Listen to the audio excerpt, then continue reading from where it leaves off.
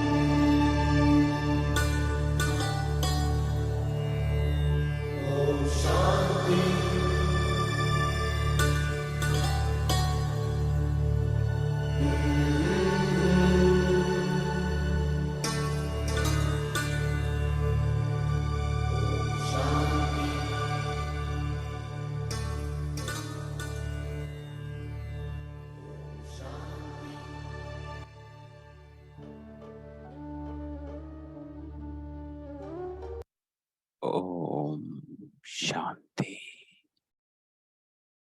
ओम शांति। ओम शांति।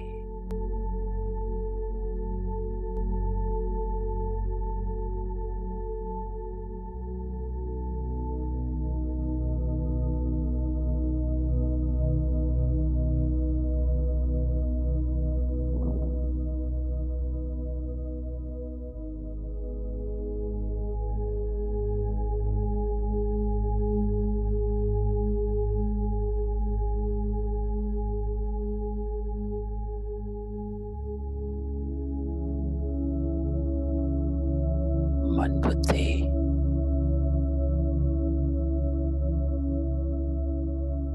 चारों ओर से समेट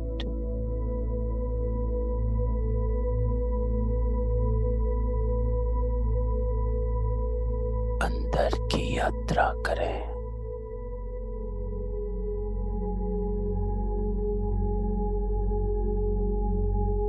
स्वयं का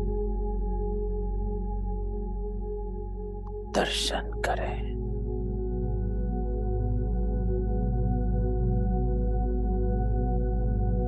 मैं आत्मा, ये मेरा शरीर है।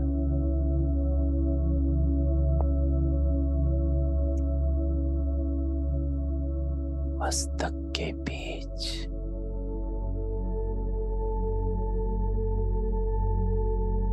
बिंदु रूप अपने आप को देखें।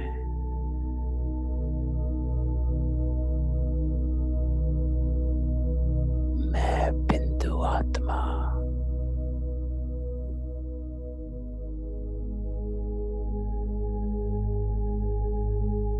अपने ही स्वरूप को याद कर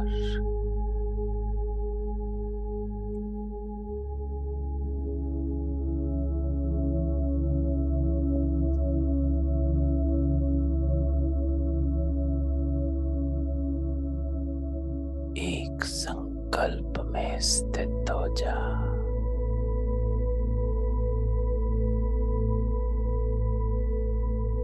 मैं आत्मा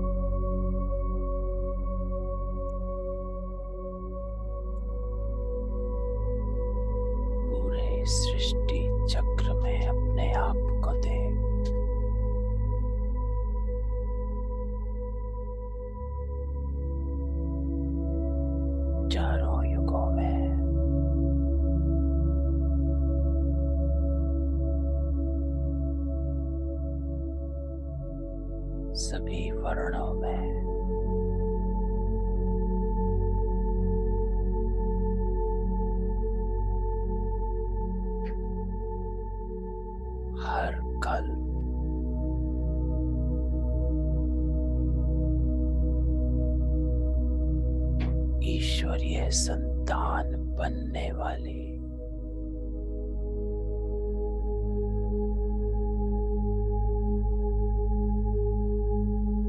बाबा का सहयोग देने वाली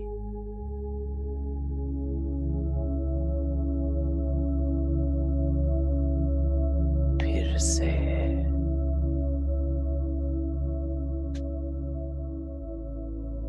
पवित्र बनने वाली मैं आत्मा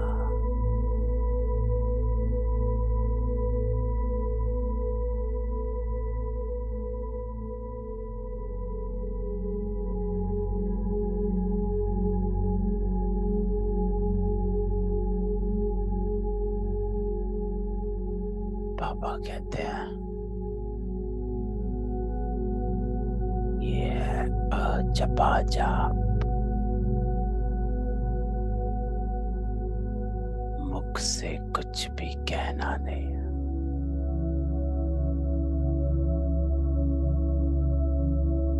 बस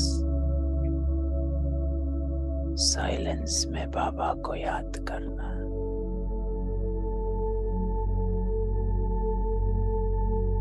एकदम बिंदु बन जाओ।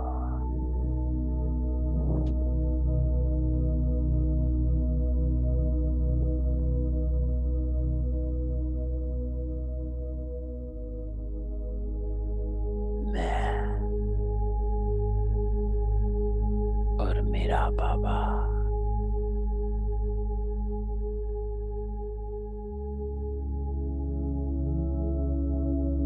वो मुझे सामने बिठा सच्चा ज्ञान सुनाता,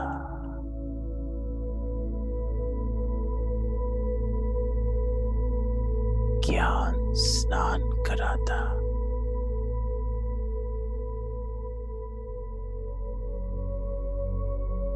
पतित से पावन बनाता। तो चले अपने आप को बाबा के सम्मुख, बाबा के सामने बिठा। आज मेरा बाबा मुझे क्या कहता है?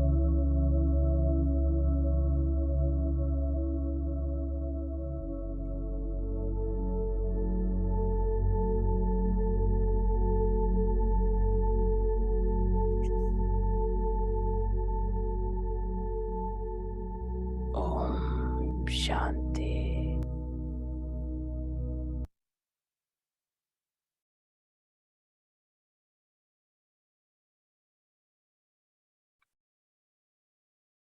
नौ सितंबर 2022।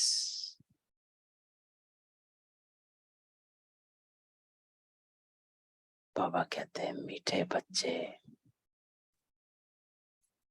जब तक जीना है तब तक पढ़ना है, सीखना है। तुम्हारी पढ़ाई है ही पावन दुनिया के लिए, पावन बनने के लिए। तो आज बाबा सवेरे सवेरे हमको 3 बातें कहते हैं। बाबा कहता है पहला कि जब तक जीना है तब तक पढ़ना है, और पढ़ाई अर्थात बाबा की श्रीमत, अर्थात बाबा को साथ रखना है, बाबा के संग रहना है। दूसरी बात बाबा कहता है सीखना है, कि सिर्फ पढ़ना नहीं है, धारणा मूर्त बनना है। तो सीखना है, पढ़ो और सीखो। सीखना क्या है? सीखना है कि हमें करना क्या है। फिर बाबा बताता है क्या करना है, कि तुम्हारी पढ़ाई है ही पावन दुनिया के लिए, पावन बनने के लिए। तो सीखना अर्थात पावन बनना। तो ये पढ़ाई है अपने आप को फिर से पावन बनाने के लिए। और किस दुनिया के लिए? बाबा कहता इस दुनिया के लिए नहीं है।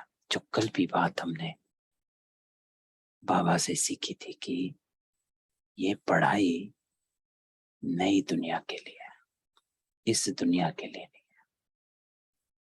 ये दुनिया में तो इस जन्म का तो आप ही सुधार हो जाएगा, लेकिन लक्ष्य ये है कि मैं कर क्यों रहा हूं, क्योंकि मुझे नई दुनिया में जाना है, इस दुनिया के लिए नहीं पढ़ रहा। तो बाबा कहता है ये पढ़ाई है पावन दुनिया के लिए, पावन बनने के लिए। क्योंकि जो मेरा संस्कार परिवर्तन हो रहा है उसकी प्रारब्ध मुझे पावन दुनिया, पावन बनकर मिलेंगी। तो प्रश्न पूछा, बाबा कहता है कि बाप किस गुण में बच्चों को आप समान बनाने की शिक्षा देते हैं?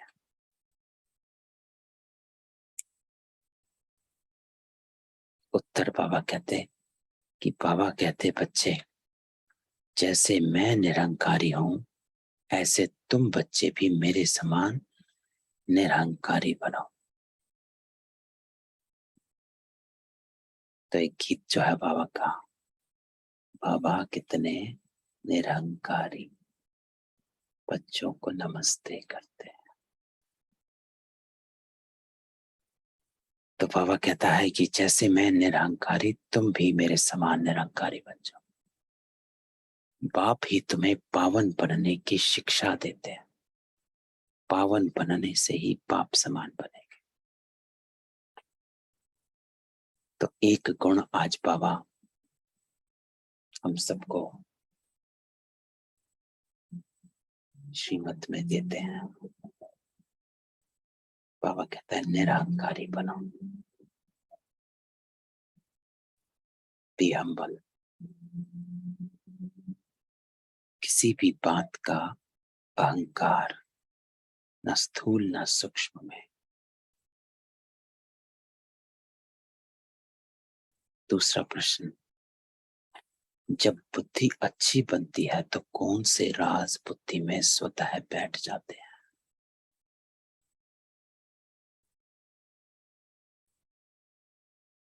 तो प्रश्न है, जब बुद्धि अच्छी बनती है, अच्छी बुद्धि, स्वच्छ बुद्धि, स्पष्ट बुद्धि,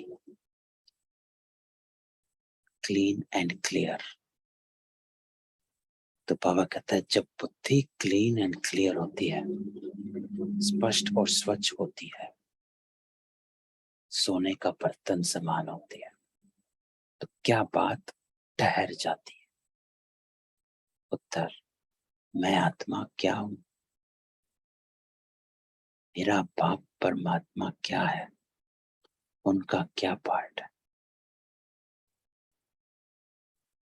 मैं जो हूं जैसा हूं, बाबा हमेशा कहते हैं मैं जो हूं जैसा हूं ऐसा मुझे नंबरवार पुरुषार्थ अनुसार चलता है।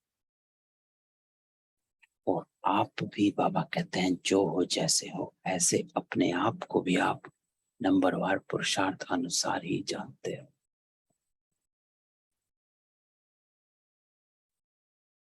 तो अपनी पहचान भी बाबा कहते तुम्हें उतनी ही है।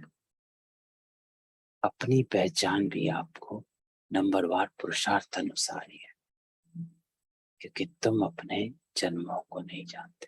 तो बाबा कहता है मैं आत्मा क्या हूं, मेरा बाप परमात्मा क्या है, उनका क्या पार्ट है, आत्मा में कैसे अनादि पार्ट भरा हुआ है जो बजाती ही रहती है।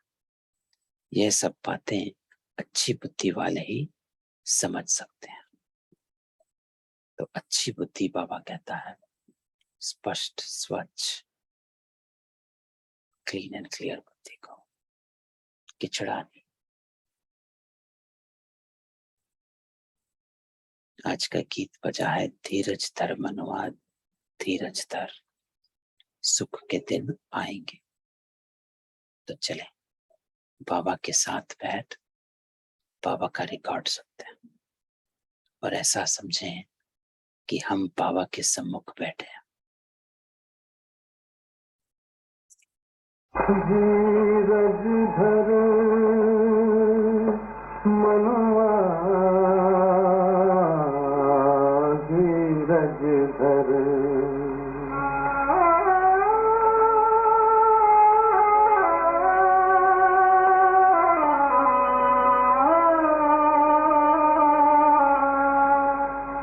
धीरज धर मनुआ, धीरज धर, तेरे सुख के भरे दिन आएंगे। धीरज धर मनुआ, धीरज धर, तेरे सुख के भरे दिन आएंगे। ओम शांति। बेहद का माँ बाप मिला तो धीरज मिला। तो बाबा कहते हैं एक है हद के माँ बाप, एक है बेहद का माँ बाप। बेहद का माँ बाप बेहद में ले जाने वाला, अर्थात शरीर से अलग आत्माओं की दुनिया में ले जाने वाला, शरीर से अलग आत्माओं का ज्ञान देने वाला। तो बाबा कहता है बेहद का माँ बाप मिला तो धीरज मिला। किसको धीरज मिला? आत्माओं को व जीव आत्मा बच्चों को। तो बाबा कहता है किसको धीरज मिला? आत्माओं को मिला व जीव आत्मा बच्चों को मिला। आत्मा है आत्मा और जीव आत्मा इस शरीर में जो बच्चे। बाबा कहते हैं आत्मा कि आत्मा एक छोटी सी बिंदी है।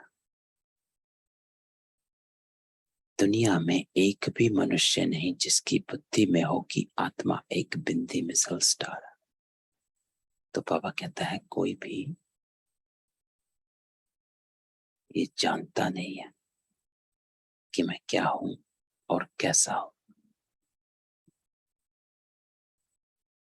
सब कहते हैं आत्मा है, लेकिन आत्मा क्या है, क्या करती है, कैसे करती है, ये कोई नहीं जानता। कि आत्मा का अर्थ क्या है। तो अगली लाइन में बाबा बताते हैं कि तुम जानते हो कि हमारी इतनी छोटी सी आत्मा में 84 जन्मों का 5000 वर्ष का पार्ट है। तो ये होता है आत्मा में। तो बाबा कहते हैं आत्मा में आपका पार्ट नोंद होता है, ये कोई नहीं जानता, क्योंकि सिर्फ मैं आत्मा हूं, ये है अधूरा ज्ञान। तो इसलिए बाबा कहता है कि अच्छी बुद्धि कि आत्मा है क्या, और धीरज आपको मिला तब। पेशेंस तब आती जब स्पष्ट ज्ञान बुद्धि में बैठ जाता है कि मैं शरीर नहीं हूं। क्योंकि इम्पेशेंट देहभान के कारण हुआ जाता है। अभी चाहिए, ये चाहिए, वो चाहिए, बात नहीं मानी। तो बाबा कहता है जब आपको ये पता चल गया कि आत्मा क्या है, क्या पार्ट होता है, तो आपको धीरज मिल जाता है। फिर बाबा कहते हैं दूसरी आत्माओं में तो इतना पार्ट भरा हुआ नहीं है।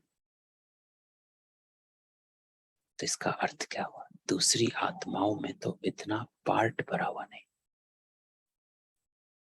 क्योंकि आप बाबा कहते 84 जन्म और पूरे 5000 वर्ष का चक्र आपने लगाया, तो आपका पार्ट ज्यादा है, ऑल राउंडर पार्टधारी हो। लेकिन दूसरी आत्मा है, दूसरी आत्मा बाबा कहता है द्वापर की आत्मा है, अन्य धर्म की आत्मा, उनमें इतना पाठ क्यों? क्योंकि उनके जन्म कम है। तो बाबा कहता है मनुष्यों की बुद्धि कितनी कमजोर हो गई है जो समझती नहीं। परमात्मा के लिए तो नहीं कहेंगे कि वह 84 जन्म या 84 लाख जन्म लेते हैं, नहीं। तुम बच्चे जानते हो इतनी छोटी सी आत्मा में 84 जन्मों का अविनाशी पार्ट नोंदा हुआ है। तो बाबा कनेक्शन आज करते हैं धीरज, पेशेंस का, ज्ञान से, कि आत्मा 84 जन्मों का पार्ट जो है वो आत्मा में नोंदा हुआ है। ये क्या, इससे आपको धीरज मिला है। क्यों मिला है? क्योंकि अपने आप को अब आप पूरे सृष्टि चक्र में देखते हो, सिर्फ इस शरीर, इस देह में, इन संबंधों में, इस लौकिक दुनिया में नहीं देखते हो, बेहद में देखते हो। तो बाबा कहते हैं उसको कुदरत कहेंगे ना। कितनी छोटी सी बिंदी आत्मा है जिसमें सब जन्मों का अविनाशी पार्ट नोंदा हुआ, वह कभी मिटता नहीं है, मिटने वाला भी नहीं है। तो बाबा कहते हैं ना मिटता है ना मिटने वाला, जो पार्ट है वो नोंदा हुआ है, और जो नोंदा हुआ है वो रिपीट होता रहता। तो ना मिटता है ना मिटने वाला, रिपीट। कितना भारी वंडर है। तो बाबा हमेशा कहता है बनी बनाई बन रही, अब कुछ बननी नहीं, चिंता ताकि कीजिए जो अनहोनी होए। तो कुछ भी ऐसा नहीं जो नया है जो पहले नहीं हुआ। तो बाबा कहता कितना भारी वंडर है। तुम्हारे में भी कोई है जो इन बातों को जानते हैं फिर भूल जाते हैं। ये बात बाबा कहता है कि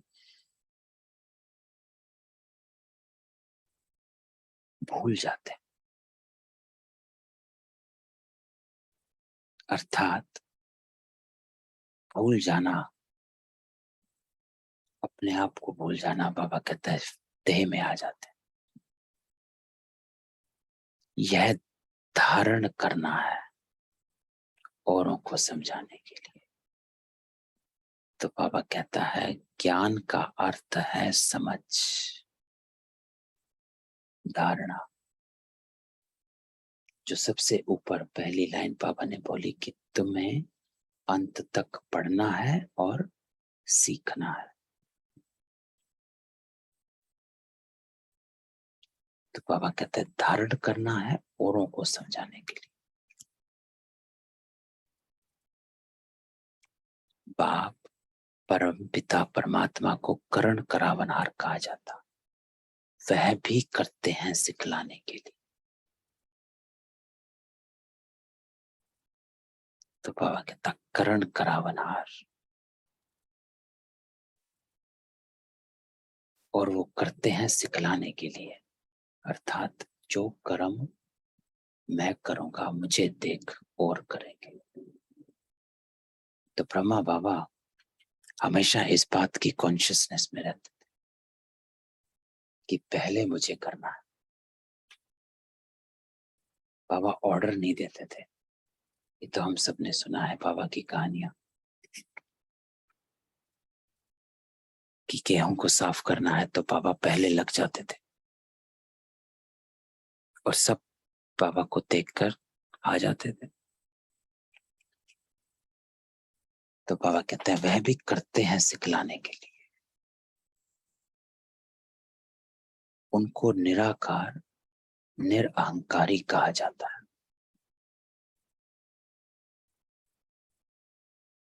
निराकार भी है और निरअहंकारी भी है।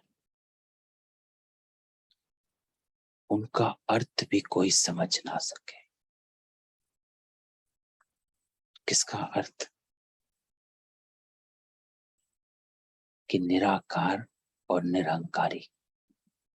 निराकार अर्थात जो परम पिता परमात्मा है वो परम आत्मा है, सदा निराकार है।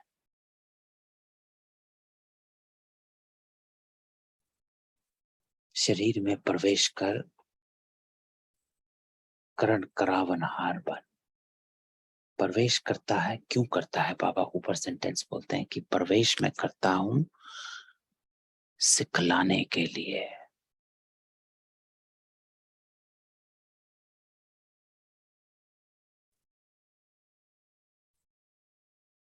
और फिर बाबा कहते मैं निरहंकारी भी हूं।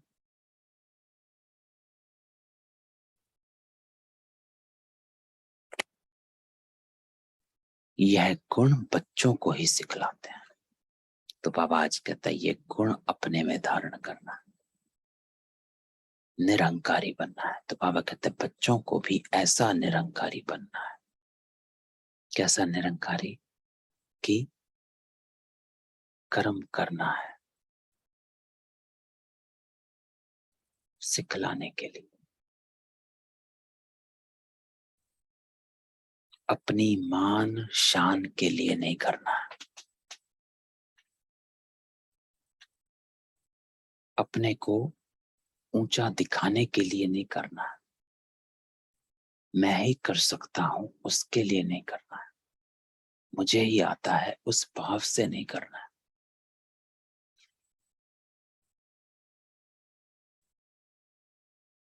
तो बाबा कहते हैं मेरी तरह निरंकारी बनना। कि बाबा जैसे आकर कर्म करता है तो जताता नहीं है कि मैं क्या क्या कर रहा हूं और कैसे करता हूं। बाबा करते हैं ताकि बच्चे सीखें। तो बाबा कहते हैं मैं करता हूं आपको आप समान बनाने के लिए, ये इंपॉर्टेंट है। तो आप भी निरंकारी बनो। तो आज निरंकारी का अर्थ बाबा बताता। निरंकारी बनना अर्थात आप समान बनाना।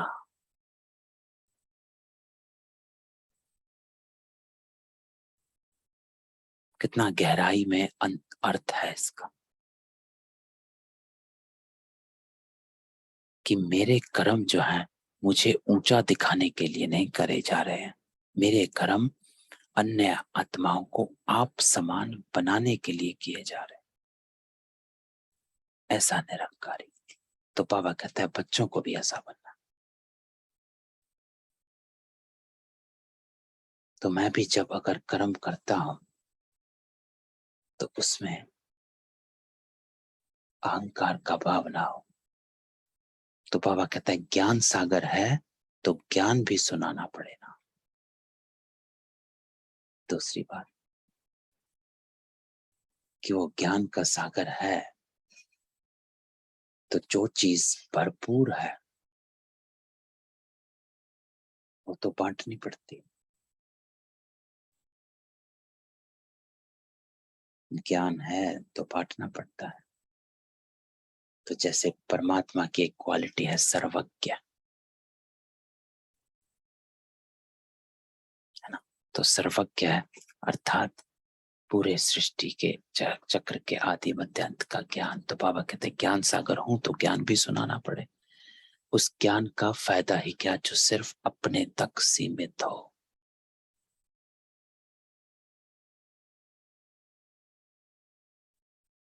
तो बांटना है, ये भी आप समान बनाना है कि ज्ञान दान कर। तो बाबा कहता है पतित पावन है तो जरूर आकर पतितों को ही शिक्षा देंगे पावन बनने की,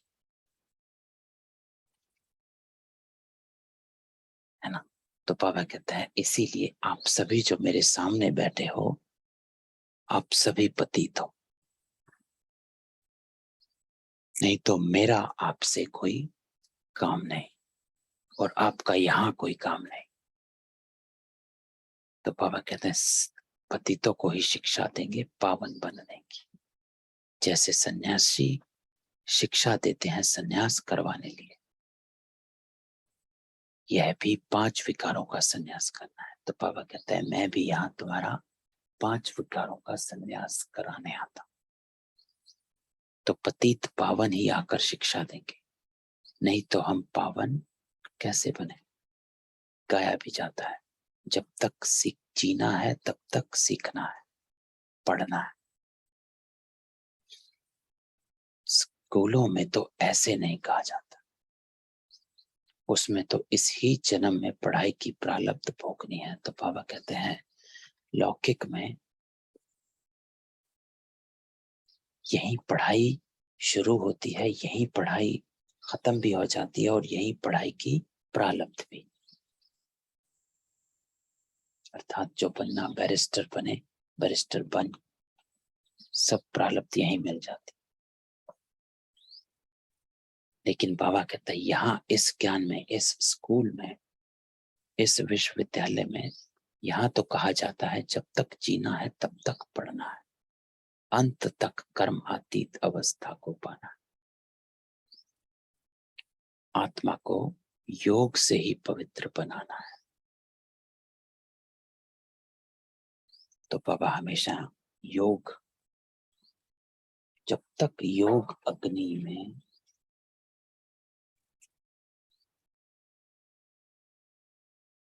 नहीं बैठे तब तक वे कर्म विनाश नहीं होते हैं। तो बाबा कहता है सिर्फ ज्ञान से नहीं होता योग, सिर्फ ज्ञान सुनने से पवित्र नहीं बनेंगे। इसलिए यहाँ भक्ति का संस्कार, बाबा कहते हैं भक्ति का जो संस्कार है वो सिर्फ सुनने और सुनाने वाला संस्कार है। भक्ति में क्या करते हैं, ग्रंथ पढ़ते आए, शास्त्र पढ़ते आए और सुनाते आए। वहां बनने का कोई लक्ष्य ही नहीं।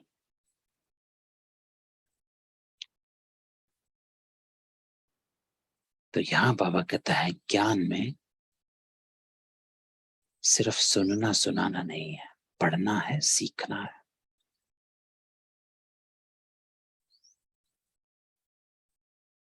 तो आत्मा को योग से ही पवित्र बनना है। तो जितना योग में रहेंगे तो तुम्हारी आत्मा गोल्डन एज में जाएगी। फिर आयरन एज में ना आत्मा को ना शरीर को रहना है।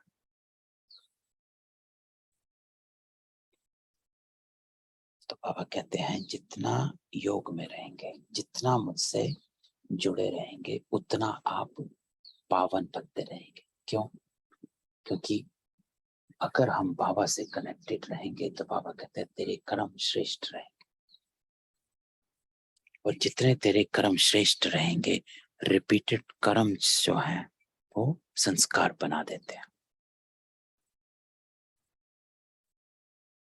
तो जितने तेरे कर्म श्रेष्ठ बनते जाएंगे उतना तेरा संस्कार परिवर्तन होता जाएगा। तो बाबा कहता है जितना योग में रहेंगे तो तुम्हारी आत्मा गोल्डन एज में जाएगी। तो हम पढ़ते ही हैं पावन दुनिया में आने के लिए। तो ये इम्पोर्टेंट बात कि हम पढ़ते हैं पावन दुनिया में। सिर्फ इस जन्म को सुधारने के लिए नहीं पढ़ रहे हैं। बाबा हमारे को इस लाइफ को सुधारने के लिए, आज के जीवन को सुधारने के लिए बाबा नहीं आया। इस एक जन्म को सुधारने के लिए बाबा नहीं आया। कई बार हम अपने आप से ही प्रश्न पूछते हैं कि मैं बाबा के साथ इतना समय से जुड़ा, मेरा ये जन्म तो ऐसा का ऐसा चल रहा है। वही परेशानी, वही दुख, वही आत्माएं और वही परिस्थितियां बार बार सामने आती रहती हैं। कुछ सुधार तो हुआ नहीं है, वैसे के वैसा है। तो उसका उत्तर बाबा कहता है मैं इस जन्म को सुधारने के लिए नहीं आया हूं, मैं तुझे पावन दुनिया में ले जाने के लिए आया हूं। तेरी पढ़ाई है वहां जाने के लिए, लेकिन जब तू वहां जाने के लिए पढ़ने लगता है, अपने को सुधारता है, संस्कार परिवर्तन करता है, तो बाबा कहता है फिर आयरन एज में ना आत्मा को ना शरीर को रहना, तो यहाँ का आपे ही सुधार हो जाएगा। ये ऐसी कोई है बातें हैं जो कोई कब समझा ना सके। तो बाबा कहते ये कोई है बातें हैं, गहराई की बात है कि मैं वहां के लिए पढ़ रहा हूं, मुख स्वर्ग की तरफ, पैर नरक की तरफ। तो मेरा लक्ष्य है संपूर्ण बनना है, सिर्फ एक संस्कार को सुधारना मेरा लक्ष्य नहीं है ना, कि अच्छा मेरा एक सुधर क्या हो गया, नहीं। बाबा कहता है पूरा लक्ष्य रखना है।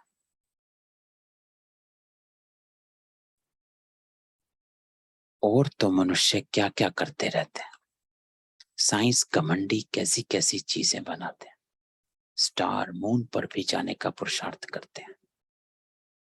तुम समझते हो इनसे कोई जीवन मुक्ति नहीं मिलती है, करके अल्पकाल क्षण भंगुर सुख मिलता है। एरोप्लेन से सुख भी मिलता है तो दुख भी मिलता है। तो बाबा कहते हैं आज की दुनिया में जो सुख साधन है, मनुष्य ने सब सुख साधन सारे हैं, लेकिन सुख नहीं है। साधन है सारे, सब कुछ बटोर रखा है, लेकिन सुख नहीं है। तो बाबा कहता है करके अल्पकाल क्षण भंगुर सुख मिलता है, तो उससे सुख भी मिलता है तो दुख भी मिलता है। कल एक्सीडेंट हो जाए तो दुख होगा, स्टीमर डूब जाए, ट्रेन का एक्सीडेंट हो जाता है, बैठे बैठे भी मनुष्य हार्ट फेल हो जाते हैं। सुख धाम तो है ही अलग, वहां सदैव सुख ही सुख है। इस दुनिया में जो भी सुख है वह ही अल्पकाल कागविष्टा के समान। तो ये भी इंपॉर्टेंट बात बाबा हमेशा कहते हैं धारणा के लिए, कि कभी भी किसी चीज को देखकर कुछ होता है, कोई परिस्थिति में घुस जाते हो, कोई आत्मा कुछ कहती है, तो अपने आप को तुरंत बाहर निकालो। किस स्मृति से कि अरे ये तो दुख धाम है, तो मैं काहे सुख की अपेक्षा करता हूं, इच्छा करता हूं। यहाँ तो सुख है ही, बाबा ने तो कहा ही है कि यहाँ सिर्फ अल्पकाल कागविष्टा के समान सुख है। तो अगर कुछ आया, उसका अर्थ यह है क्योंकि ये दुनिया सब अपने अपने कर्म भोग कर रहे हैं। कयामत का समय, बाबा कहते हैं कयामत के समय क्या होता है, हिसाब किताब चुत्तू हो रहे होते हैं।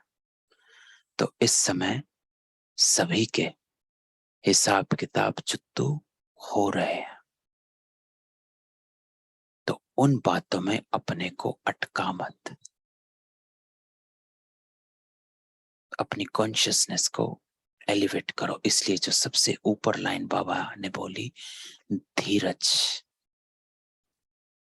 और धीरज तभी आएगा जब बुद्धि में ये ज्ञान बैठ जाएगा कि ये आत्मा का पार्ट चल रहा है और ये पार्ट है मेरे कर्म भोग चुत्तू करने का। तो बाबा कहते हैं तुम बच्चों को अभी बहुत अच्छी बुद्धि मिली है। तो आज बाबा कहता है कि हमें बहुत अच्छी मिली है। क्यों? क्योंकि बाबा कहते तुमने जाना मैं आत्मा क्या हूं, मेरा बाप परमात्मा क्या है, उनका पार्ट क्या है, हमारा क्या पार्ट है, सारा बुद्धि में राज है। इसको बाबा कहते हैं अच्छी बुद्धि। तो आज की मुरली की इंपॉर्टेंट बात जो बाबा कहता है, तुम बच्चों को अच्छी बुद्धि मिली है कि तुमने जाना आप कौन, परमात्मा कौन, और ये पार्ट क्या चल रहा है, कौन सा समय चल रहा है, सारा बुद्धि में राज है। तुम बच्चों में भी सबके 84 जन्म नहीं कहेंगे, सब थोड़े ही सतयुग में इकट्ठे हो जाते हैं, इसलिए सबके पूरे 84 जन्म नहीं कहेंगे। चंद्रवंशी में भी पिछाड़ी तक आते रहते हैं, वृद्धि होती जाएगी, जन्म थोड़े होते जाएंगे, है ना। तो ये राज तो बाबा ने बताया हुआ है कि सतयुग में 9 लाख, सतयुग के एंड में 2 करोड़ और त्रेता के एंड में 33 करोड़। तो 9 लाख से सृष्टि शुरू होती है, 33 करोड़ तक आधा कल्प चलता है। तो बाबा कहते हैं चंद्रवंशी में भी पिछाड़ी तक आते रहते हैं, वृद्धि को पाते रहते हैं, जन्म थोड़े होते जाएंगे। ये विस्तार की बात है। तो बूढ़ियों को पहले अलफ बे पक्का कराना है। अलफ माना बाबा, बे माना बादशाही। अलफ बे, मन मना भाव अलफ, मत्याजी भाव बे।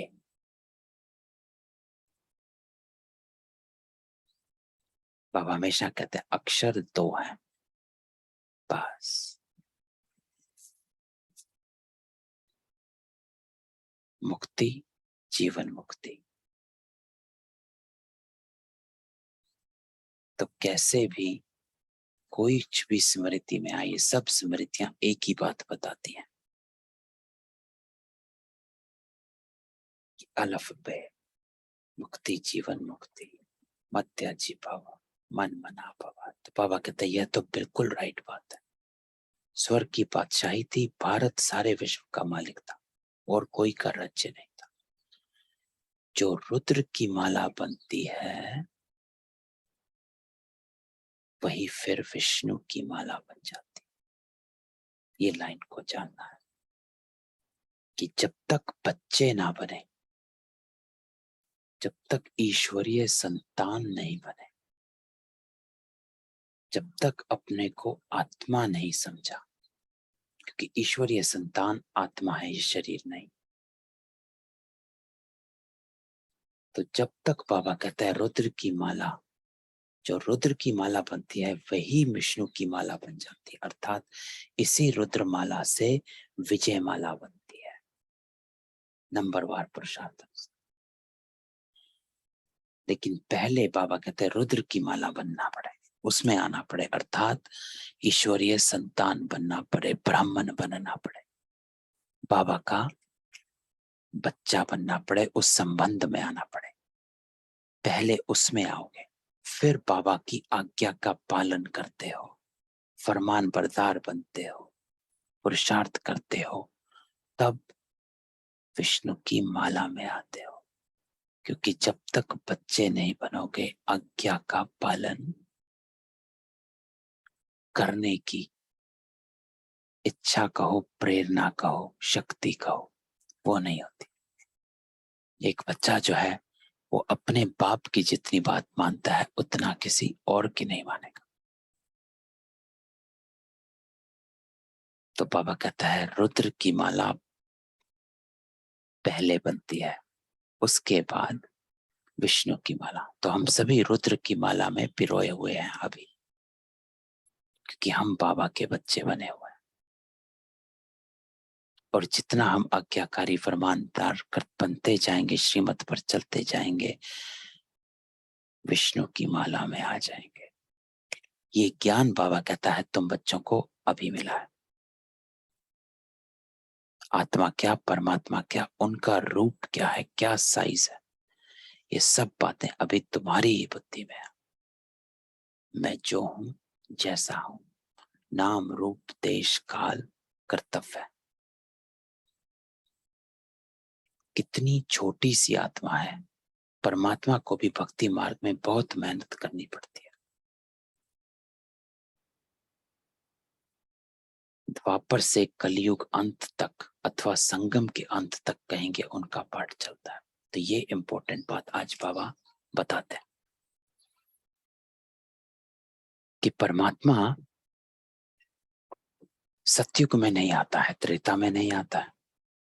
आधा कल्प परमात्मा का कोई पाठ नहीं, कुछ नहीं, क्योंकि ना उनको याद करते हैं ना उनकी स्मृति में रहते। तो बाबा कहता है आधा कल्प आप मुझे भूल जाते हो और मैं परम धाम में आराम करता हूं। लेकिन द्वापर से जब मुझे पुकारना शुरू कर देते हैं तब मेरा पाठ शुरू हो जाता है। द्वापर में बाबा कहते मेरा पाठ है साक्षात्कार कराना।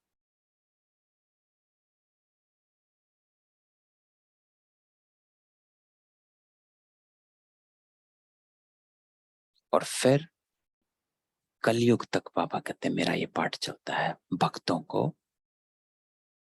उनकी भावना का फल देना। और फिर मेरा संगम में ये पाठ चलता है।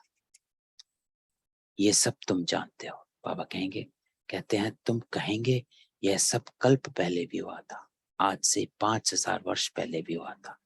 एक अखबार में रोज डालते हैं 100 वर्ष पहले क्या हुआ। 100 वर्ष की बात तो सहज है, अखबारों से झट निकाल बताएंगे। वह है टाइम्स ऑफ इंडिया अखबार। तो आज बाबा टाइम्स ऑफ इंडिया को याद करता है कि टाइम्स ऑफ इंडिया में आज के दिन 100 वर्ष पहले क्या हुआ था ये आता है ना। This day 100 years ago what happened। तो बाबा कहते ये आता है। लेकिन तुम्हारी बाबा कहते हैं अखबार है टाइम्स ऑफ वर्ल्ड। तो एक छोटी सी बात में टाइम्स ऑफ इंडिया और टाइम्स ऑफ वर्ल्ड बाबा कैसे हद से बेहद में खींचता है। तो मुरली सुनते बाबा के भाव को पकड़ना है कि कैसे बाबा हर बात में बेहद को खींचता है। कैसे तुरंत बाबा की बुद्धि कनेक्ट कर उस चीज को बेहद में ले जाती है। टाइम्स ऑफ इंडिया से बाबा कहता आपका अखबार है टाइम्स ऑफ वर्ल्ड। सिर्फ यहाँ का नहीं, बेहद की दुनिया का पूरा देखना है। ये अक्षर बड़ा अच्छा है, रोज लिख सकते हो। आज से 5000 वर्ष पहले क्या हुआ था। 5000 वर्ष पहले जो हुआ था वही अब हुआ। ऐसे ऐसे लिखने से मनुष्यों को ड्रामा का पता तो पड़ जाए। मैगजीन में भी लिख सकते हैं। तुम बच्चों की बुद्धि में तो सारा राज है। तो बाबा कहते हैं बुद्धि में सारा राज है, लेकिन बुद्धि में राज ठहर तभी सकता है जब हम अपनी बुद्धि को स्वच्छ और स्पष्ट रखेंगे, क्लीन और क्लियर रखेंगे। जब हम सारा दिन इधर उधर के किचड़े को बुद्धि में धारण करने नहीं देंगे, अपनी कॉन्शियसनेस एलिवेट रखेंगे, बाबा से कनेक्टेड रखेंगे, तो ये सारा राज बुद्धि में ठहरा हुआ रहेगा। तो बाबा कहते हैं आत्मा और परमात्मा का ज्ञान तो कोई भी मनुष्य में नहीं, तो वह मनुष्य क्या काम का। तुम जानते हो मनुष्य ही 84 जन्म लेते, पहले पहले ब्राह्मण वर्ण फिर देवता वर्णों में आते हैं। तो बाबा कहते हैं जब अपने को याद करना है तो पूरे सृष्टि चक्र में, चारों युगों में और सभी वर्णों में देख। वर्ण तो यहां ही है, अर्थात इस वतन में, स्थूल वतन में ही है वर्ण। इस सृष्टि चक्र में ही वर्ण है, ना सूक्ष्म वतन में वर्ण है। बाबा कहते ना परम धाम। तो बाबा कहते सूक्ष्म वतन में तो वर्णों की बात ही नहीं है। ब्रह्मा को प्रजापिता कहते हैं, सूक्ष्म वतन वाला ब्रह्मा प्रजापिता नहीं है।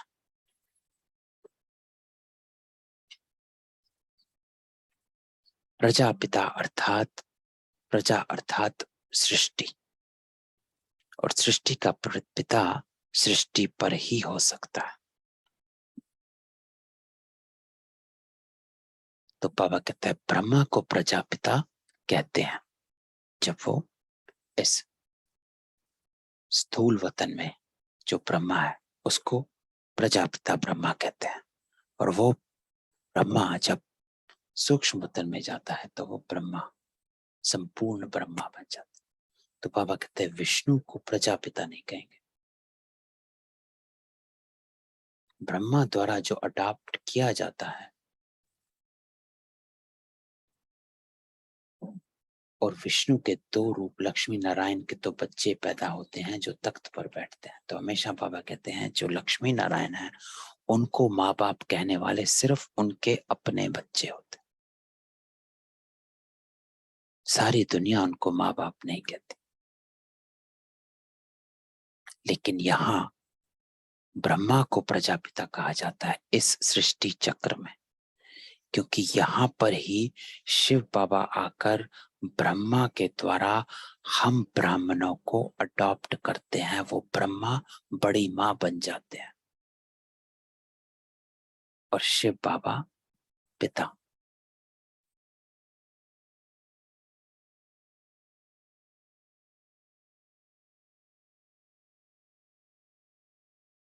तो बाबा कहते हैं इसीलिए ब्रह्मा को प्रजापिता कहा जाता है। लेकिन वो ब्रह्मा जो स्थूल वतन में है, यहाँ पर ब्रह्मा बाबा। शंकर को भी प्रजापिता नहीं कहेंगे। यह भी जानते हो जैसी जैसी भावना है वैसे वैसे साक्षात्कार हो जाता है। तब बाबा बात करते हैं कि भक्तों को उनकी भावना के अनुसार साक्षात्कार किया जाता है। बाकी वहां कोई सर्प आदि की बात नहीं है, बैल भी वहां हो ना सके। तो बाबा कहते हैं शंकर के गले में सर्प दिखाया गया, बैल की सवारी दिखाई गई। तो साक्षात्कार बाबा उसी का कराते हैं, वैसे का वैसे करा देंगे कि शंकर है, गले में सर्प है और बैल पर बैठा। लेकिन बाबा कहते हैं कि जैसी भावना है, अर्थात जिस रूप में भक्त अपने भगवान को याद करता है, बाबा उसी रूप में उसका साक्षात्कार कराता है,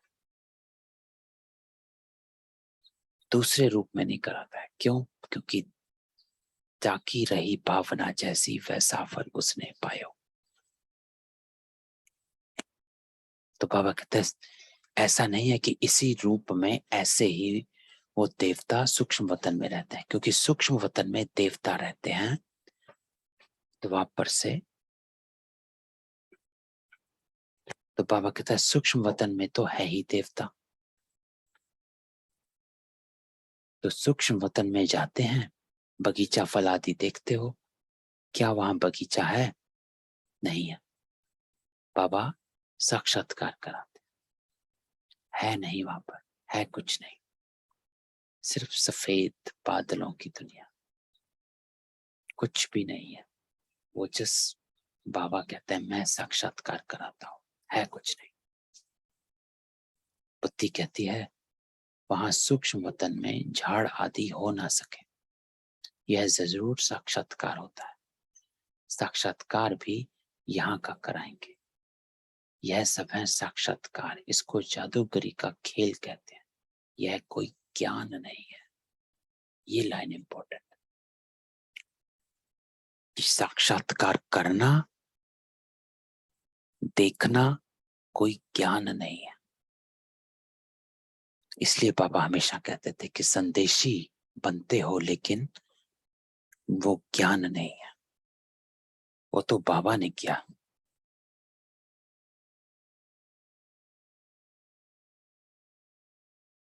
आपका संदेशी बनना इस बात का कोई सर्टिफिकेट नहीं है कि आपको ज्ञान है, ये एक पार्ट है। तो बाबा के शुरू में भी कितनी संदेशियां बनी और वो चली गई। तो क्वेश्चन उठता था, ये तो संदेशी थी, ये कैसे ज्ञान छोड़कर चलेगी? तो बाबा हमेशा बताते थे कि संदेशी बनना एक पार्ट है, कोई प्रारब्ध नहीं है, ज्ञान नहीं है। वहां जाते हो तो सब कुछ बाबा कराता है, साक्षात्कार बाबा कराता है, बात बाबा बताता है, आपको सिर्फ एज अ मैसेंजर उसको लेकर नीचे आना है। लेकिन वो कोई सर्टिफिकेट नहीं है कि आपको ज्ञान पूरा आता है या अच्छे से आता है या धारणा है, नहीं। तो बाबा कहते हैं यह कोई ज्ञान नहीं है। तो योग में भी बैठे हैं, अगर हम सिर्फ एक ही बात अपनी बुद्धि में रखते हैं कि मुझे ये दिख जाए, बंधु दिख जाए, वो दिख जाए, परम धाम दिख जाए, सूक्ष्म वतन दिख जाए, तो बाबा कहते हैं टाइम वेस्ट। आपको योग में बैठकर बाबा से शक्ति खींचनी है, ना कि देखना है। योग, बाबा हमेशा कहते हैं कि yoga is realization, it's not visualization. Visualization is a waste of time. यथार्थ योग प्राप्ति का योग है, अपने आप से बातें करने का योग है। बाबा से बातें करनी है, धारणा मूर्त बनना है, शक्तियों को खींचना है, अपने को पक्का करना है, आत्मा में जो खालीपन है उसमें शक्तियों को भरना है। तो बाबा कहते हैं यह कोई ज्ञान नहीं है। मनुष्य मनुष्य को बैरिस्टर बनाते हैं, वह कोई जादू नहीं गए, वह विद्या देते हैं। यह तुम्हारे को मनुष्य से देवता बनाते हैं नई दुनिया के लिए, इसलिए जादूगरी कहा जाता है। तो बाबा कहता है साक्षात करना ज्ञान नहीं है, लेकिन मनुष्य से देवता बनना है।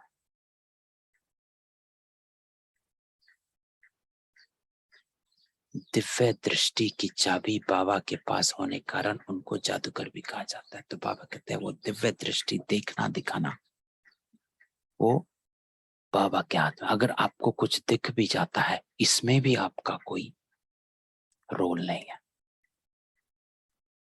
आपको दिख गया, इसका अर्थ ये नहीं कि आप संपूर्ण बन गए। तो बाबा कहते हैं ये तो चाबी बाबा के पास है। तो बाबा ने दिखाया, बस। तो वह कहते हैं गुरु की कृपा है, मूर्ति से साक्षात्कार हुआ, उससे तो फायदा कुछ भी नहीं। तो बाबा कहते फायदा क्या?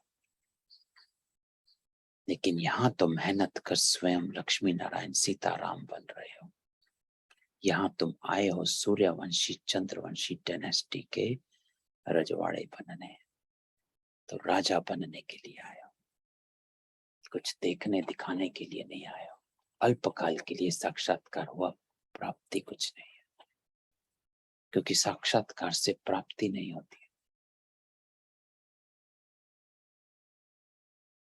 तो बाबा कहते हैं पहली मुख्य बात है, कोई नया आता है उसको बाप का परिचय दो।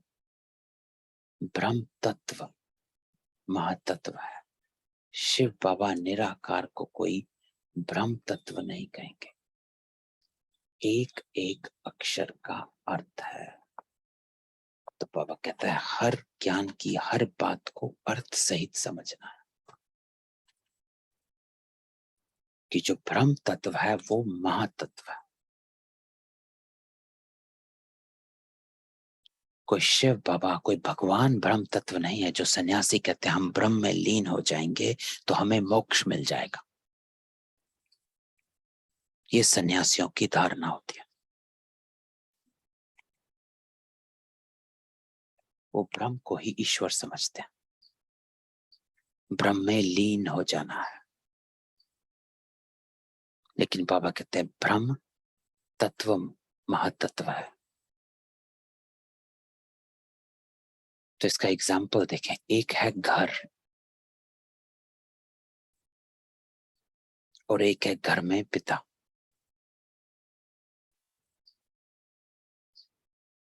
तो हमारा ज्ञान, बाबा कहते हैं आपको ज्ञान मिला है कि आप जो घर में पिता है उससे योग लगाओ। सन्यासियों का ज्ञान है कि आप घर से ही योग लगाओ। कितना अंतर। उन्होंने घर को ही पिता बना दिया। अब घर पिता कैसे हो सकता है? घर तो घर है, स्थूल है, एक चीज है ना। तो ब्रह्म तत्व है, एक घर है। परम धाम एक घर है। परम धाम से योग थोड़ा ना लगाना, घर से योग थोड़ा, स्थूल चीज से, घर से योग लगाकर थोड़ा ना कुछ मिलता। प्राप्ति किससे होती है? पिता से। वर्षा किसका होता है? पिता का। घर का वर्षा थोड़ा ना होता। तो पापा कहते सन्यासियों ने घर को ही, घर से ही योग लगाने लग गए, अर्थ नहीं समझते हैं। तो पापा कहते एक एक अक्षर का अर्थ समझना। तुम ईश्वरीय बच्चे हो। अगली लाइन, तुम ईश्वरीय बच्चे हो, अर्थात घर से योग नहीं लगाना, पिता से योग लगाना। ईश्वरीय बच्चे हो, एक एक अक्षर का अर्थ है। ऐसे नहीं कि सब ईश्वर के रूप है।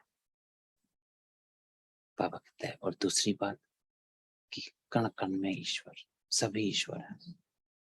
तो बाबा हमेशा कहता है अगर सब ईश्वर हैं तो भाई योग किससे लगा रहे? आप भी ईश्वर, मैं भी ईश्वर। तो ये बाप बैठ समझाते हैं। बाकी साक्षात्कार आदि की तो चिट चैट है, उनकी आश नहीं रहनी चाहिए। तो बाबा कहते हैं साक्षात्कार आदि is a waste of time. बाबा तो ये भी कहते हैं कि संदेशियों को छोड़, वो कोई ज्ञान नहीं है, वो श्रीमत नहीं है, वो मुरली नहीं है। तो बाबा कहता है साक्षात्कार आदि की आश छोड़ दे। समझते हैं अब खुद बाबा आया है तो साक्षात्कार करा देवे, परंतु ये सब फालतू है। और फिर साक्षात्कार ना होने से ना उम्मीद हो, पढ़ाई छोड़ देते हैं। तो ये बात ध्यान में रखनी है कि हम योग करते हैं और कई बार कई आत्मा मुझे फोन करती है, योग करते हैं, कहते हैं हमें कुछ दिखाई नहीं देता है, ये नहीं होता है, वो नहीं होता है, और वो दिल शिकस्त हो जाते हैं और धीरे धीरे योग से उनका मन हट जाता है। क्यों? कि उनकी दिखाई तो कुछ नहीं देता है। मनुष्य आत्माओं को कल की मुरली में था स्थूल चीज चाहिए, लेकिन आपका ज्ञान जो है वो है गुप्त ज्ञान, तीसरे नेत्र का ज्ञान, बुद्धि का ज्ञान। तो स्थूल कुछ नहीं है, दिखना कुछ नहीं है। बुद्धि के नेत्र से देखो। This gyan is for realization, not visualization. तो बाबा कहता है फिर साक्षात्कार नहीं होते हैं तो ना उम्मीद हो, पढ़ाई छोड़ देते हैं। तो अपने आप को चेक करना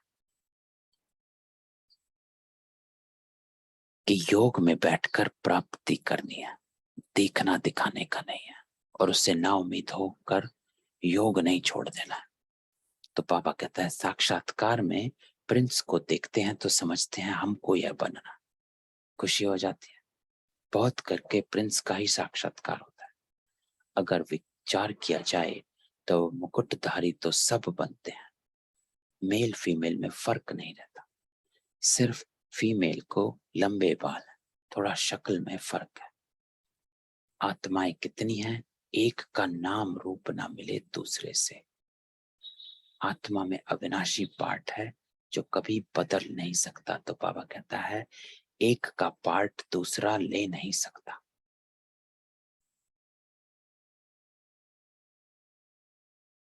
एक का नाम रूप ना मिले दूसरे से। कैसे वंडरफुल खेल बना हुआ है। आत्मा को अनादि पार्ट मिला हुआ है। बाबा कितना सहज कर समझाते। सिर्फ त्रिमूर्ति चित्र के सामने जाकर बैठो तो बुद्धि में सारा चक्र आ जाएगा। तो बाबा कहता है त्रिमूर्ति ब्रह्मा विष्णु शंकर, उसके आगे बैठ जाओ तो सारा, तो बुद्धि में सारे चक्र का ज्ञान आ जाएगा कि स्थापना कैसे हुई है, पालना कैसे होती है और विनाश कैसे होता है। ये शिव बाबा है, ये ब्रह्मा है जिससे ब्राह्मण रचते हैं। अभी कलयुग है, फिर सतयुग आना है।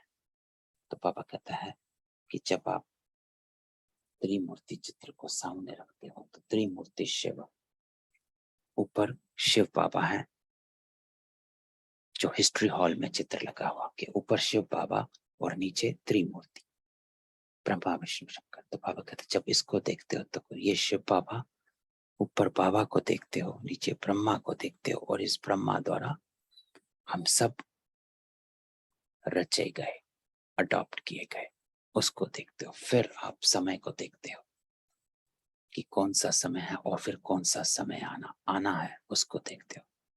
तो बाबा कहता है चित्र के सामने खड़े हो जाने से सारे विश्व का खेल बुद्धि में आ जाता है। तो ये चित्र जरूर बहुत इंपॉर्टेंट।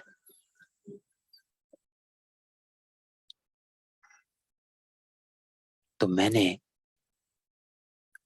अपने यहाँ जो अपना घर है, बाबा का घर है, उसमें हिस्ट्री हॉल में जो 2 चित्र लगे हुए हैं, वो 2 चित्र लगाए हुए हैं,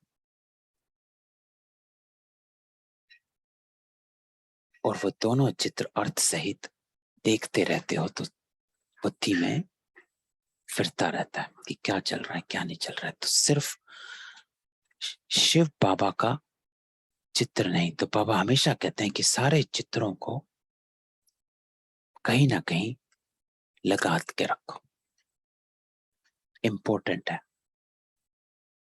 आपकी स्मृति को वो ट्रिगर करता है।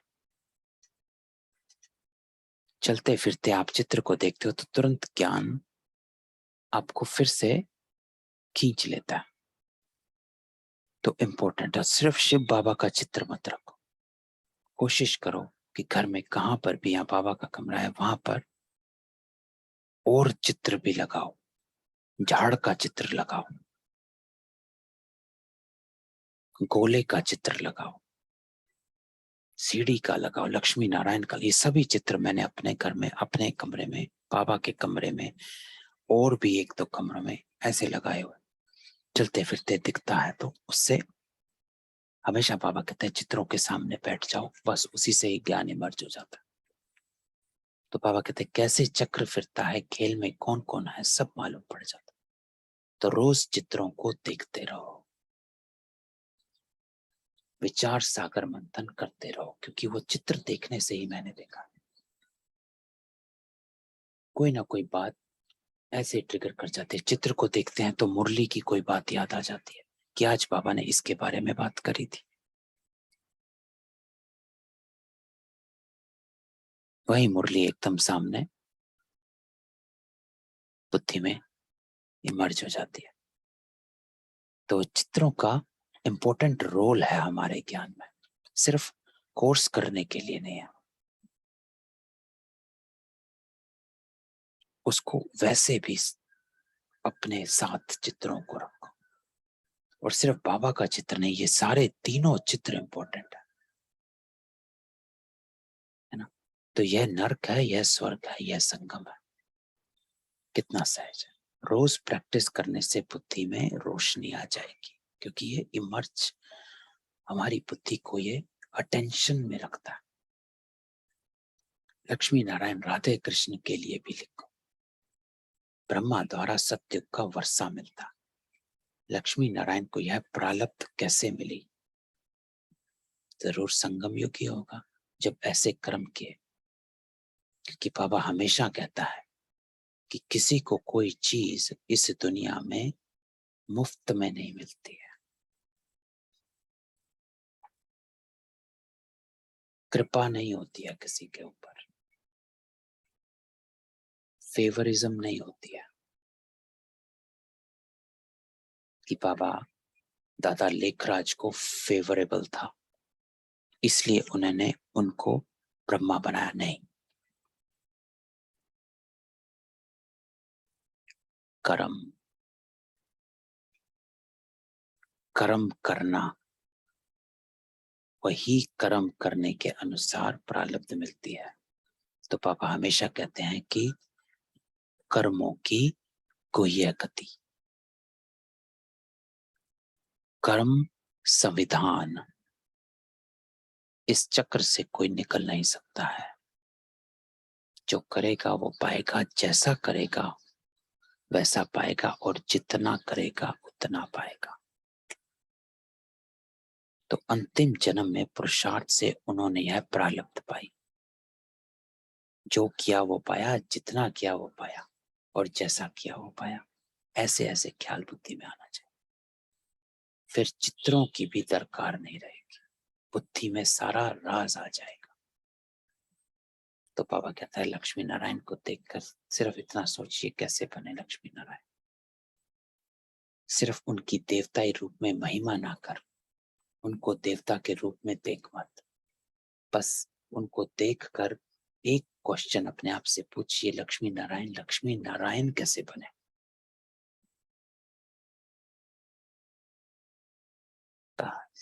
फिर बाबा कहता है और किसी की दरकार नहीं। इन चित्रों से फिर दिल रूपी कागज पर उतारना है, सिर्फ देखना नहीं।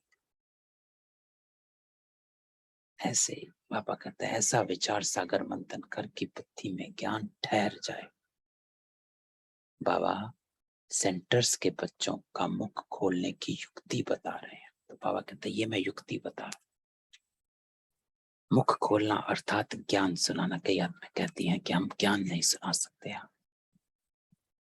तो बाबा कहता है ऐसे युक्ति रच तो तेरा मुख खुल जाएगा।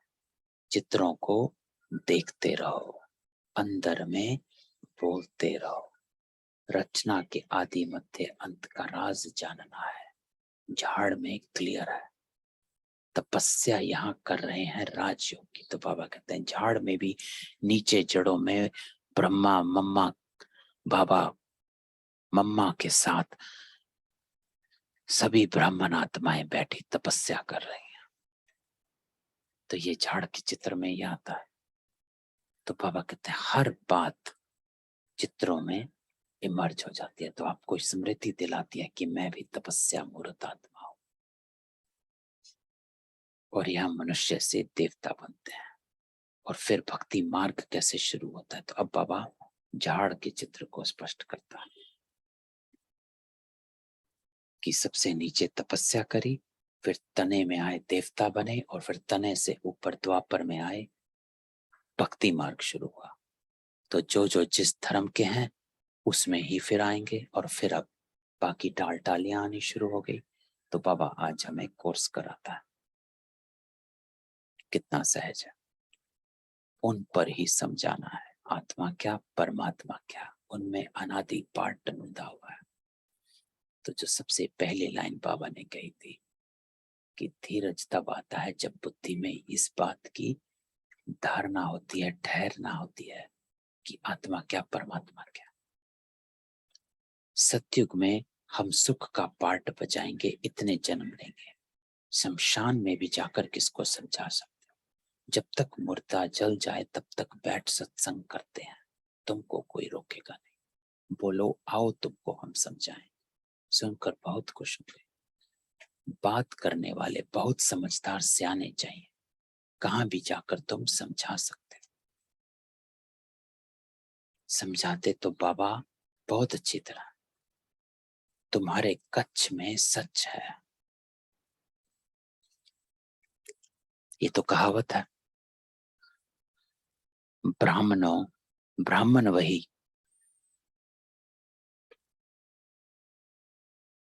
जिसके पल में गमछा और कच्छ में कुरम है। तो तुम्हारे बगल में सच है, अर्थात जो गीता आपके बगल में, तो बगल में कुरम अर्थात बगल में गीता। ब्राह्मण वो जिसके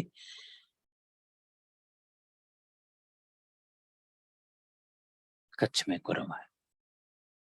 तो लेकिन आपके गीता है सच की गीता, सच्चाई है। तो मनुष्य के कच्छ में झूठी गीता है, लेकिन आपके बगल में सारे विश्व की हिस्ट्री ज्योग्राफी अर्थात आपको सारी सृष्टि का ज्ञान है।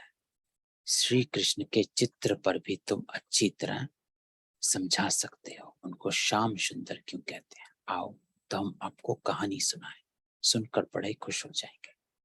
भारत गोल्डन एज था, अब पत्थर एज है, सांवरा हो गया, काम चिता पर बैठने से काला मुंह हो जाता है। तो ऐसे ऐसे समझाने से तुम बहुत कमाल कर दिखा सकते हो। तीनों चित्र भल साथ में हो, एक चित्र पर समझाकर फिर दूसरे चित्र पर समझाना चाहिए, बहुत सहज है। सिर्फ पुरुषार्थ की बात है, टाइम तो बहुत है। सवेरे मंदिरों में चले जाओ, आओ तो हम तुमको लक्ष्मी नारायण की जीवन कथा सुनाएं। भक्ति मार्ग में यज्ञ तप तीर्थ आदि करते करते तुम एकदम कोड़ी मिसल बन पड़े। फिर शास्त्रों ने क्या सहायता की? हम आपको सच बतलाते हैं, सच ही सहायता करते हैं। अच्छा, तो बाबा कहता है आप ब्राह्मण के कच्छ में कुरम सच्ची गीता है, सच्चा ज्ञान है, तो इसे साथ रख। तो मीठे मीठे सिकिलते बच्चों प्रति माता पिता बाप दादा का याद प्यार और गुड मॉर्निंग। रूहानी बाप की रूहानी बच्चों को नमस्ते, रूहानी बच्चों की रूहानी बाप दादा को भी याद प्यार नमस्ते और गुड मॉर्निंग। धारणा, तो आज की धारणा बाबा कहते हैं दो बातें। एक, पढ़ाई पर पूरा पूरा ध्यान देना है, बाकी साक्षात्कार आदि की आश नहीं रखनी है। तो आज बाबा कहता है कि साक्षात्कार आदि की आश ना रख, वेस्ट ऑफ टाइम है, फालतू है, ज्ञान नहीं है। सबसे इंपॉर्टेंट बात, साक्षात्कार ज्ञान नहीं है, ये सिर्फ बाबा करवाते हैं बस। तो कभी भी योग में बैठ कुछ दिखाई नहीं दिखा उससे अपने को दिल शिकस्त नहीं करना, वो उम्मीद भी नहीं रखनी है। योग में बैठना है हमें प्राप्ति के लिए, खींचना है बाबा से शक्तियों को। ना उम्मीदपन, पढ़ाई नहीं छोड़नी है कि अरे मुझे तो कुछ दिखता ही नहीं। कई बार आत्मा अपना अनुभव सुनाती है, अरे मुझे ये दिखा वो दिखा। मत जाओ उस अनुभव में। योग का सिर्फ एक अर्थ है, योग का अर्थ ये नहीं है कि मुझे दिखा क्या, योग का अर्थ है परिवर्तन। अगर किसी आत्मा को कुछ दिखा है और वो कहती है कि मुझे ये दिखता है वो दिखता है, और अगर उस आत्मा के कर्म वैसे के वैसे हैं तो समझ जा उसका योग नहीं लगा।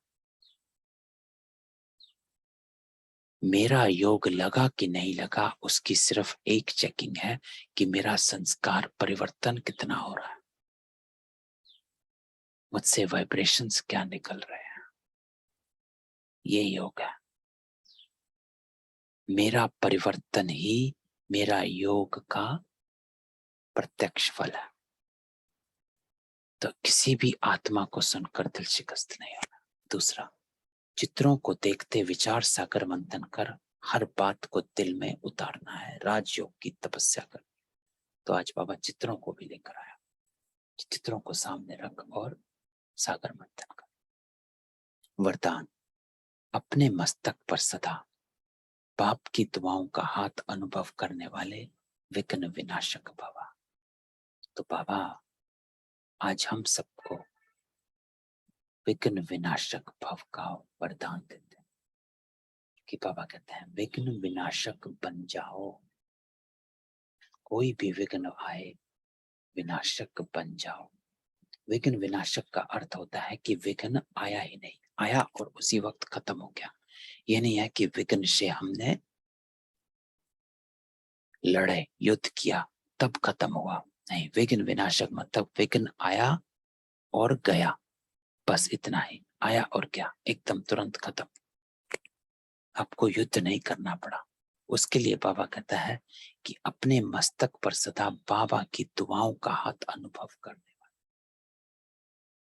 और बाप की दुआएं, बाबा हमेशा कहता है कि मेरी दुआएं आपको तभी मिलती हैं जब आप मेरी आज्ञा का पालन करते हो। तो तीन दुआएं मिलती हैं, स्वयं की दुआ, बाप की दुआ, परिवार की दुआ। तो बाबा की दुआओं का हाथ अर्थात श्रीमत का हाथ। तो बाबा कहते हैं विघ्न विनाशक वही बन सकते जिनमें सर्व शक्तियां हो। तो सदा ये नशा रखो कि मैं मास्टर सर्वशक्तिमान, सर्व शक्तियों को समय पर कार्य में लगाओ, अर्थात अपनी श्रीमत की दृढ़ता रखो। कितने भी रूप से माया आए, लेकिन आप नॉलेजफुल बनो। नॉलेजफुल अर्थात फुल स्टॉप लगाने वाला, उसमें अटकना नहीं है। बाप के हाथ और साथ का अनुभव करते हुए कंबाइंड रूप में रहो। तो बाबा का साथ और हाथ जितना साक्षी उतना बाबा साथी। तो जितना हम इस स्थूल से, इस शरीर, इस लौकिक दुनिया से अपने आप को देह के बांध से दूर रखते हैं, उतना ही हम बाबा के साथ कंबाइंड स्वरूप में रहते हैं। कंबाइंड स्वरूप अर्थात जो बाबा का संस्कार वो मेरा, जो बाबा की स्मृति, जो बाबा का संकल्प वो मेरा, कंबाइंड स्वरूप। तो बाबा कहते हैं रोज अमृत वेले विजय का तिलक स्मृति में लाओ। विजय का तिलक अर्थात मैं विष्णु की माला में आने वाली आत्मा हूं। इसे कहते हैं विजय का तिलक, क्योंकि वो माला है विजयी माला। सत्युग की शुरू में आने वाली आत्माओं की माला। अनुभव करो कि बाप दादा की दुआओं का हाथ मेरे मस्तक पर है, तो विघ्न विनाशक बन सदा निश्चिंत रहेंगे। स्लोगन: सेवा द्वारा अविनाशी खुशी की अनुभूति करने और कराने वाले ही सच्चे सेवादारी हैं। तो बाबा कहता है कि सेवा करना अर्थात अनुभूति करना और कराने वाले, आपको भी अनुभूति हो और औरों को भी अनुभूति। ओम शांति। ये थी आज की बाबा की मुरली। तो आज बाबा 2-3 बातें कहते हैं कि चित्रों को देख विचार सागर मंथन कर, अपने घर में चित्र लगाओ। दूसरा, पढ़ाई का अर्थ है सीखना, साक्षात्कार की आशा नहीं रखनी। जितना साक्षात्कार में जाते हैं आप दिल शिकस्त होंगे तो नहीं। बाबा कहते हैं आपका योग परिवर्तन, मेरा योग लगा कि नहीं लगा उसकी चेकिंग है। परिवर्तन अच्छा लगना, ये दिखना वो योग नहीं है। तो ओम शांति। किसी आत्मा का कोई क्वेश्चन हो